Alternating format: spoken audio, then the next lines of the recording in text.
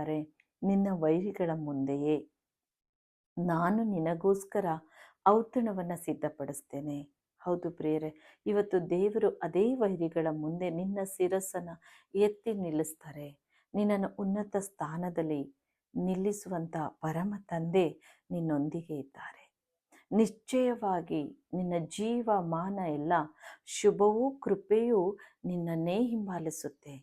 ಹೌದು, ದೇವರು ನಿನ್ನನ್ನು ಆರಿಸಿಕೊಂಡಿದ್ದಾರೆ, ದೇವರು ನಿನ್ನನ್ನು ಪ್ರೀತಿಸಿದ್ದಾರೆ, ದೇವರು ನಿನ್ನನ್ನು ಬಹಳವಾಗಿ ಪ್ರೀತಿಸಿ ನಿನ್ನನ್ನು ಹೆಸರಿಡಿದು ಕರೆಯುವಾಗ, ನಿನ್ನನ್ನೇ ಆತನು ಪ್ರೀತಿಸು ಪರಮ ತಂದೆ ಇರುವಾಗ, ನೀನು ಯಾವುದಕ್ಕೂ ಭಯಪಡದೆ ನಿರ್ಭಯವಾದ ಕರ್ತನನ್ನು ಆರಾಧಿಸು, ದೇವರನ್ನು ಸ್ತುತಿಸು, ಕೊಂಡಾಡು.